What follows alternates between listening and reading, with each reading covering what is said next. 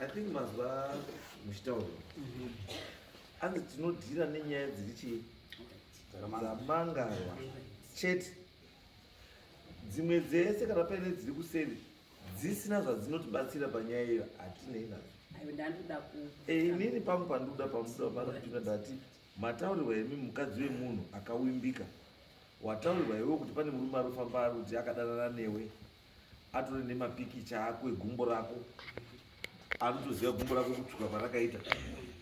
Handiti pakatsvuka unopaziva, pakasvipa unopaziva, pakakora unopaziva, pakatetepa unopaziva. Obva asvika pekutora pikicha yegumbo iroro,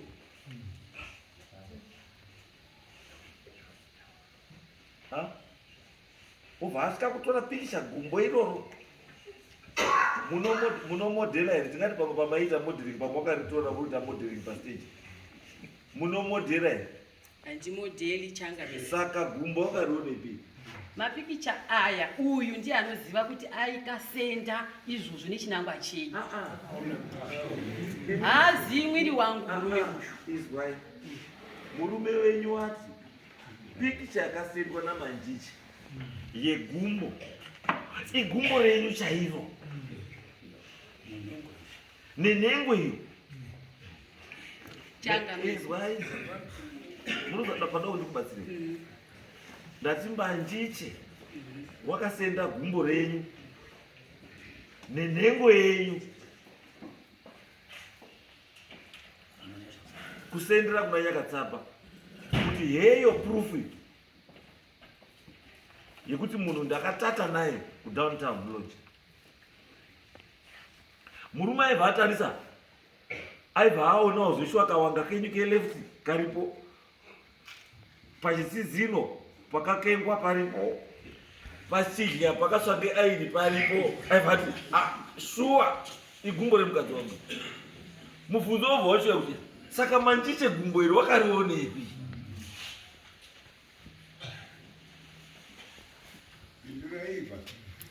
Akasenda ndiye anotoziva kwawakawana mapikicha iwayo. Asi mapikicha aiwa ndosaka ndasiinika ndandinotoima zvenyu. Makamboratidzawo here pikicha kuti aone gumbo rake? Ndiani? Imi makamboratidzawo here pikicha yegumbo renyu? Kuratidzani? Ndati makaratidzwawo here? Mapikicha akasendwa ndakamaratidza. Gumbo makanarira? Harizi rangu. Akatoti nependi rewaiti iri, harizi pendi rako here rewaiti? Ndikati handitori na pendi rewaiti. Handizvizivi changa mimi. Gumbo wakarionera? Pamusoro changa mimi. Mapingi amwana namatora muguru narani asi ega naisindira nawo. But inyaya iwe kuti uzotore pikicha yemugroup uchiisendera munhu uchitaura kuti mukadzi wanhingi. What was your intention? Intention yako yanga iri kudii? What was your intention? Kutora iwewe gumbo riri mugroup woriti ndere mukadzi wemunhu uchisendera umwe munhu, wamboda kuedza kuprova chii? Kuti wona shamwari kana uri kuramba iwewe kuti munhu ndomuziva iri kagumbo racho iyi kanhengo yacho. You wanted to prove a point. Wakatora mugrupu ripi? Wakatora mugrupu ripi? Yakanzi what property? Ndikati nditsvagire what property iroro gumbo iroro unonditsvagire izvo.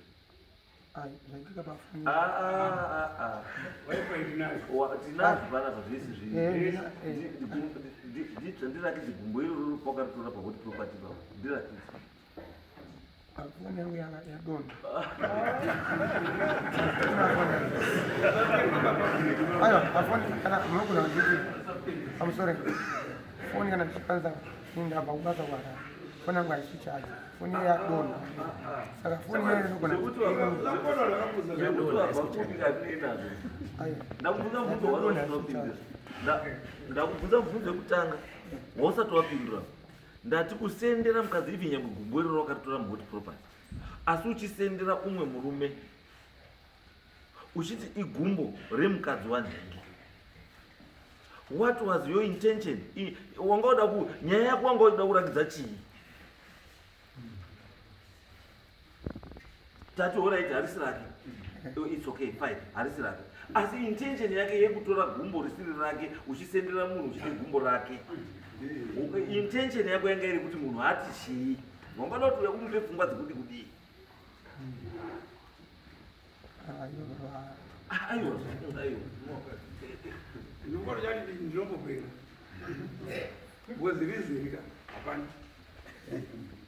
Because ungapinda bought property and why iye mukadzi uyu, why wakasiya mahuri ese ari mumabhawa ese aya newakadzi wevamwe vanhu wese wakazara mamutandi meso uibva wangoti gumbo reuyu ndiri. Why? Chawakanyanya kufarira pagumbo rake chii?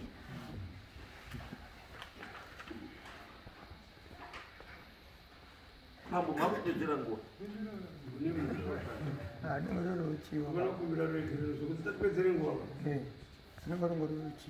Ruchiwa? Wakaita ruchiwa? Saka waita ruchiwa? Ruchiwa zvaita ruchiwa vhodi? Wakaita ruchiwa uyu rapo? Vhodi?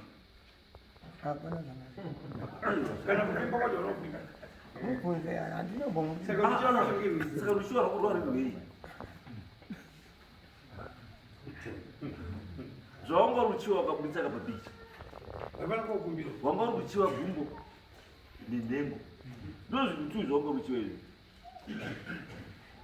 Ndosaka wakasazvipikisha zviri tu. Because ndo chaizviri tu zvawakanyanya kuda izvezvi. Gumbo nei nenhengo. Saka izvi zvitori apa urikutogwagadzaka unotozviwetera kwakamira pasaidi nai. Takuisa kapasaidi nai.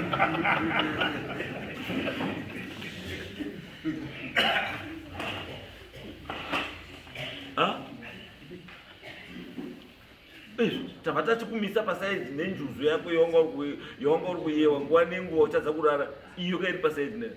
Saka uri kuzwa sei? How are you feeling? Uyu zvo? How are you feeling? Ndiye kaurusendera mapepa manewspaper kuti gumbo rake ndinoriziva nenhengo. Iwe shamwari kana paine chinhu chakakosha pamukadzi inhengo yake. Wazvo? Haungasenderi mumwe murume nhengo yomumwe mukadzi uchiti unoiziva.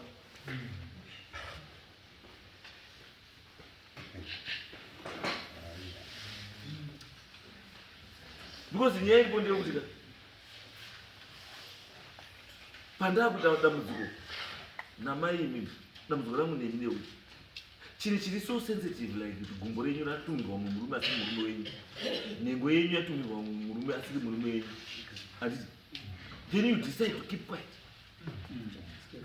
Kuichengeta mwana menyu. Asi waudzwa kuti ona gumbo rako iri. Iwo urutongoti you are satisfied nekuti anzi pen right and pen right babe. Chakakosha chi pen right kana repink kana reblack kana chinhu chakafukidzwa nependi. Chinhu chakafukidzwa nependi ndo chakakosha. Because chinhu chakatumirwa nemunhu achitumira uyo chine ukoshwa ndosaka chichifukidzwa. Munozwa mai? Saka ini moti murume we akuvhurai chinhu chakafukidzwa wobva achivhura wobva atumira kuti mumwe murume kuti hona icho. Ukaona kutobvunza kuti uya kutobvunza kuti zvino wakadyiwa nhengo here? Uya akati ndandisati ndakumbira kudyiwa.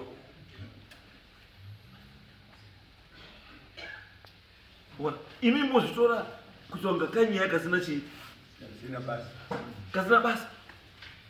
Munhu autotaura ndakatora kekutanga ndikarova kechingani kechipiri kana uri ndiri kunyepera iro kagumbo racho chingindi chacho icho. Imo amangoti I'm satisfied nekuti ndamufonera. Ukaona muchoita courage kuti munoita kumufonera kumubvunza sei watumira bhurugwa rangu kasei watumira ndikechingindi changu. Murume akakuroora hauna kumutaurira. And all this information wakuchitoiwana kubva kuti kumurume. kushamwari yemurume kuti wona izvo kaizvo ari kutaura ndeuyu, then wobva wabata munhu iyo with kids gloves, because inini dai mamusikazivi nyaya ega. The first thing chamaita pamakatumirwa mameseji kwakumhanya mapurisa, because it's a criminal offense. It's a criminal offense. Kumhanya mapurisa honai munhu uri kunditumira izvi, watumira nhingi zvakati, uyu uripotora zveshuwa zvinhu zvirape akanditumira ndeuyu, ende wabvumwa zveshuwa kuti ndii ndakatuma. Ati ndakatuma asi muri handidini handizvizivi, asi mavamhanzoka bekincho kakuni kubva kuenda kurara kutorara hope. Iwe muruziva kuti bhurugwa renyu nechingindi chenyu chiri kutendera nyika yese, chiri kutenderedzwa mafoni ese. Chingindi chenyu chapa hot property.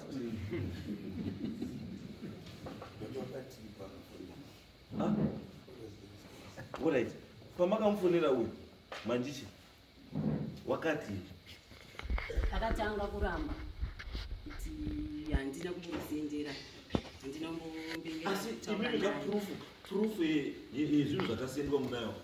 Ndikazotomusenderawo kuti ndiona izvi kandozvongori kutaura naye, tokazoti ndizvo zvaita izvi vhini izvi. Asi chii? Ndo zvaita izvi vhini izvi. Muri statement yekutaura kuti chii? Statement iyoyo irikutaura kuti chii? Kana chii vhini ndizvo zvaita iri kuti chii statement iyoyo? Vhini watidini wandifumura. Andizvo? Ende kutaura kwakaita kuti vhini ndizvo zvaita handitika imi ndobva manyarara. It means kuti zvinhu zvasendwa kuzvacho izvo imimi maizviziva, ndo zvakuti imunyarara, because hamungataura kuti vhini ndizvo zvaita handitika imi mobva madii. Vhini hana basa. Uyu munhu wacho wamutokomunikera naye totaura kuti vhini ndizvo zvaita handitika mamutotonga musina basa naye. Munhu amane basa naye ndivhini. Why mane basa navhini? It's because vhini afumura chii? Afumura kure. Because dai makati imimi to convince me, dai makati imimi mataurirwa nyaya iyi handiti there was no need yekuti mimbomufonera. The first person wamaitanga kufonera kutaurira nyaya iyi mainzwa murume wenyu, then mobatana nemurume, imimi nemurume muri two, mochibatana nemurume morwisani Manjichi, mochirwa kuti intention yaManjichi yanga irichi. Mukazi imimi ndimi mune nyaya but muri kumirira kuti murume ndiye achadini, because aifanira kunge yakomangana nyaya yekuti munondiya, aifanira kunge amangara nyaya iyi ndiani.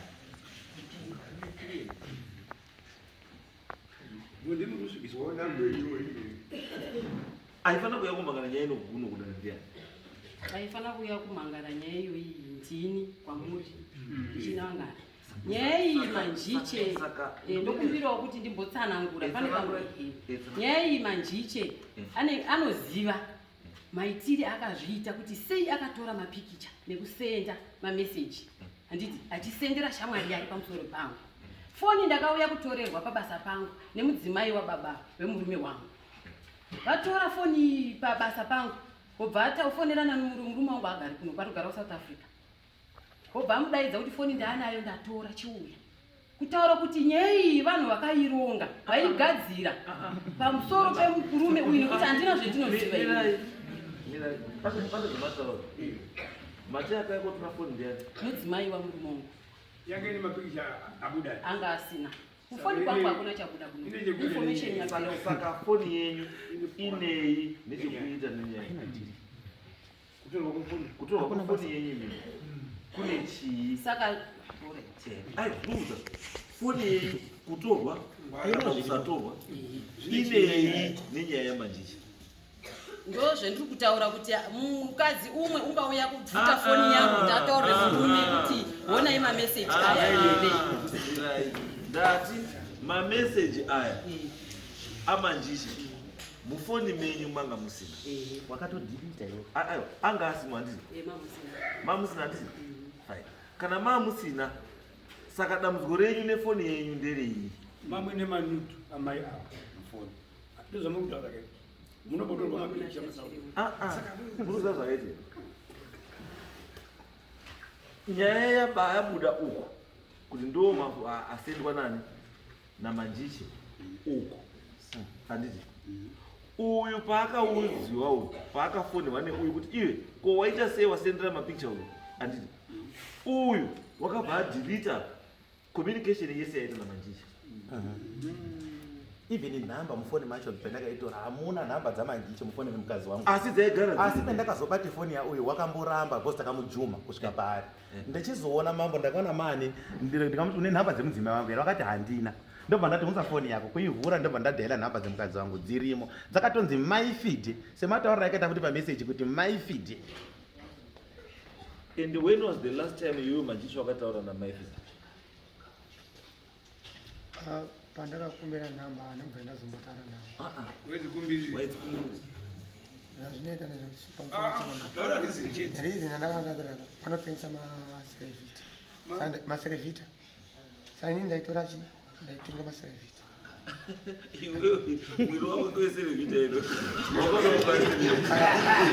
ndaitengira wana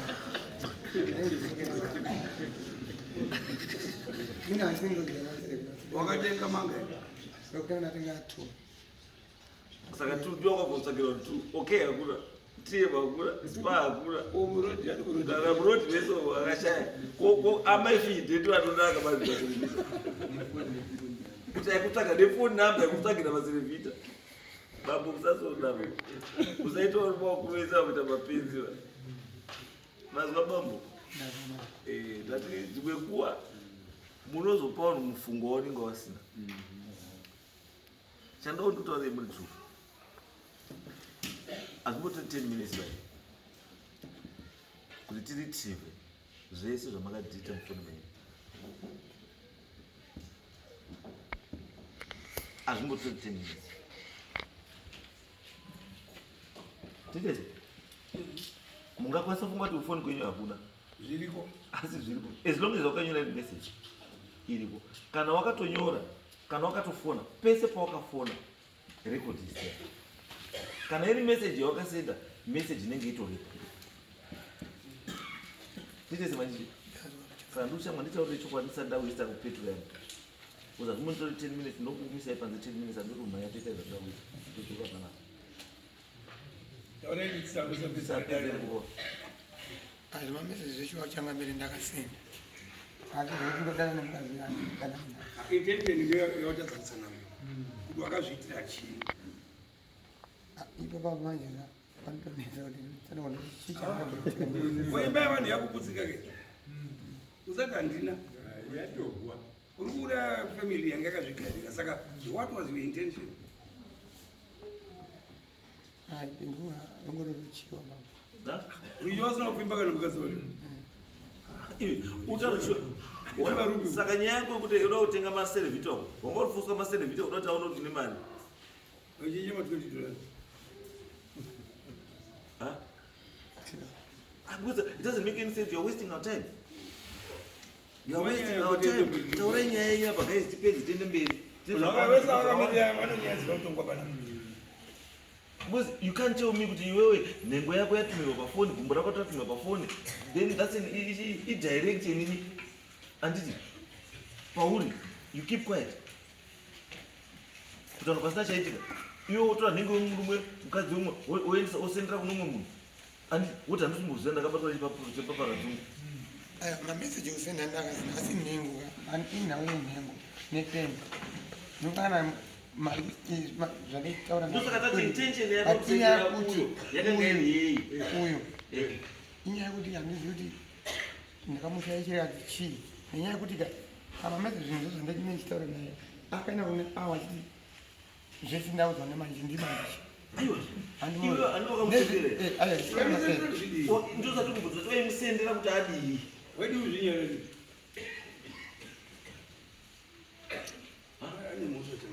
tati waimusendera kuti adini ndopane nyaya ipapo wanga uchisenda kuti adini ndopane nyaya ipapo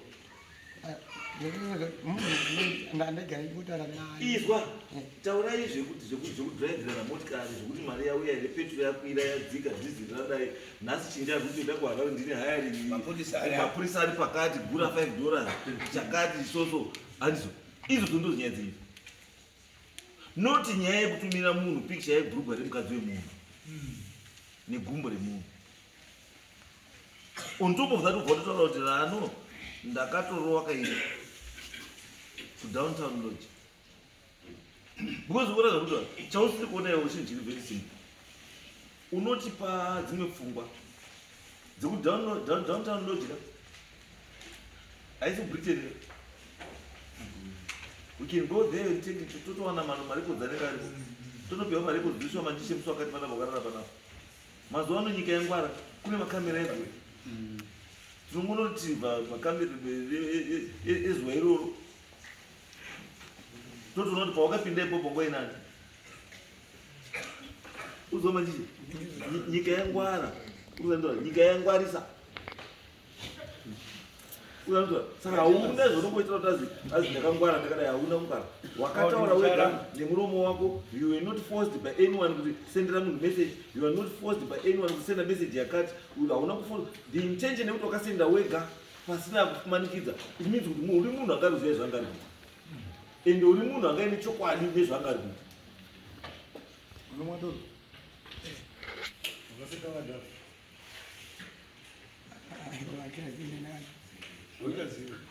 ndiriyo ndoregero nemukadzi upuwa mutongo nachangamire nyaya dzinoenda mberi tiri kutenderera iyo ruti handaubata but evidence yako ka iri kukunongedza kuti une zvinhu zvazvisina kunaka zvangofena mukadzi wemunhu and intentionally wakada kudestroya marriage yemurume nyama yako hapene motive yako but I think to go forward unofanira kukumbira kuti danirende mberi uri mezi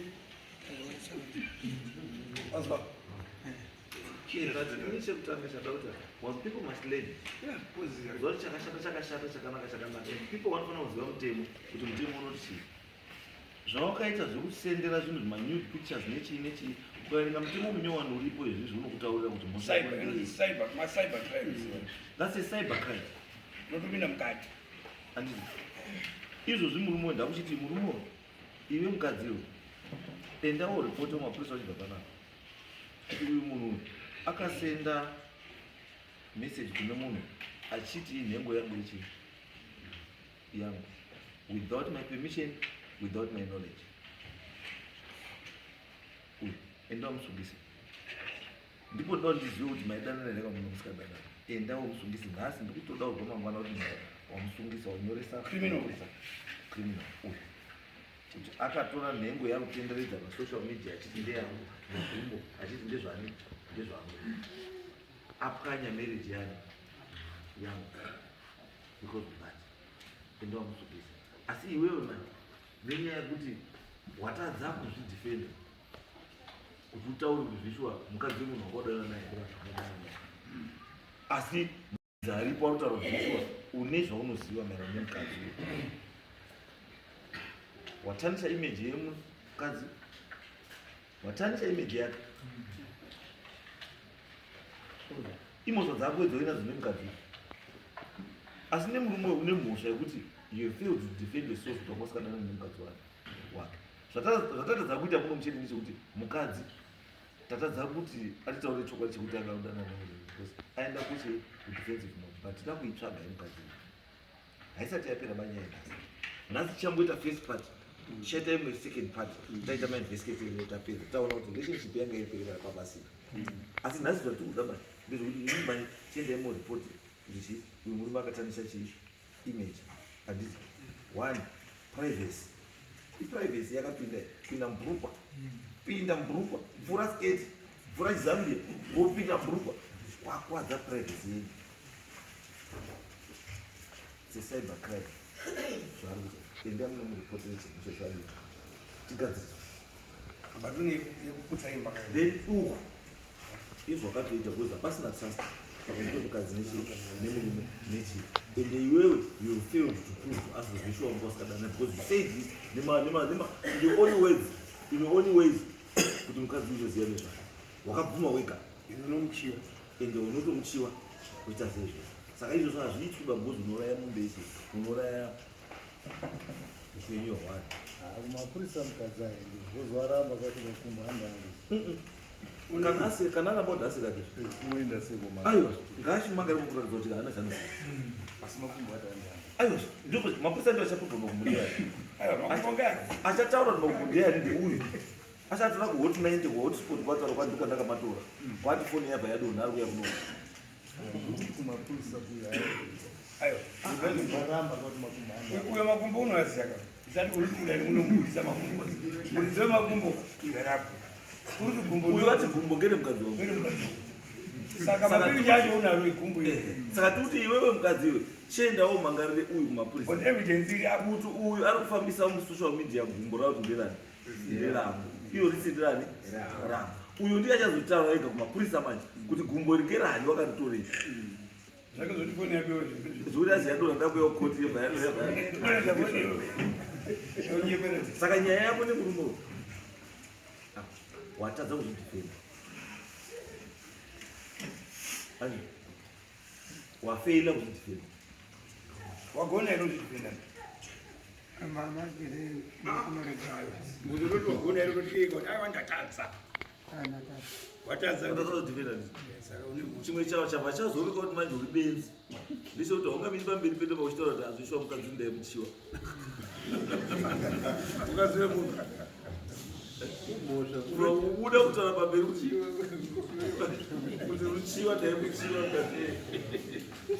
saka zvava zvaida kunolinga kuti ruchiwa rwako rweo nemapicha zvakutipa imwe anza ruchiwa plus mapicha zviri kutipa imwe imwe anza saka iyo zvezoka kuti murume wayo agadzikanika tichimbopedza yako yecyber crime tichimboita nekuita mafederal investigations part 1 iri kupera nhasi part 1 ndekuti iwewe zvawakaita hazviiti hazvibvumiwe nemutemo zviri dangerous uchabhadhara murume wemombe 5 nhasi date 19 July by 19 August unofanira kungabhadhara 2 kana usina mombe 2 uzobhadhara 350 pamombe imwe chete then dzimwe dzacho patinosvika November dzinofanira kunga dzapera zvinobhadharira pamama kutasabana ndo nyaya yekutanga iyi iyoyi yekuti wakonzera kukanyika kwemhuri washaisha zita remunhu social media waita sei zvakawanda zvakuita nekuchiwa mukadzi wemunhu kana bhaibheri chaiyo rinotaura kuti ukachiwa wafanana nemunhu wadini akoma nokawakamira pamberi pemisoro yese varume vese vakuti mukadzi uyu ndamuchiwa tabva takumisa kapasaidi ndani uyu murume wacho ndeuyu mombe 5 19 August 2 dzinofanira dzabhadharwa or equivalent ne350 pamwe then part 2 tida kuita mainvestigations edu necoordination nechii zvakakuita tichakudaidzai maine urikugara mese hongu saka mai munofana kubhadha munofana kuti hatisi kugara tese ari kugara nemudzimai wakadzoswa kumbe mirai imai iyo ngatisiyane naye because munhu akanaina wakadzi wake 5 ngewake asi une mhosva uyu tati yake unaye asi part 2 panoita mainvestigation ndo patobata neyake because right now hatina anything chatirokwanisa kumubata nacho chekuti tatora kuti akada because uyu his word against her word she's saying anobva ndamudana naye inyaya dzake dzaari kuronga kwake handitozvizii naye adisha saka tikati chazotsvaga tikatitsvage idu mupati 2 kana takudzvanya tochokubatawo neyako chii asi mupati 1 tambobata uyu patopinda mupati 2 tapedza mainvestigations edu tichakudaidzai futi pano tozokutaura kuti pataiita mainvestigations paya tsvagurudzo ndasangana neizvi neizvi amai hamuna chii mhosva kana kuti mai mune chii mhosva kana apindawo aine mhosva yake wobva wapindawo mugango sechii sewanhu Anzi, for now, tongudaidzai padhuze. Mai, ndido namba dzenyu, masiya namba dzenyu dzefoni dzamuri kushandisa. Imi bamuma maisa kuti namba dzenyu dzamuri kushandisa chaidzo. Endai.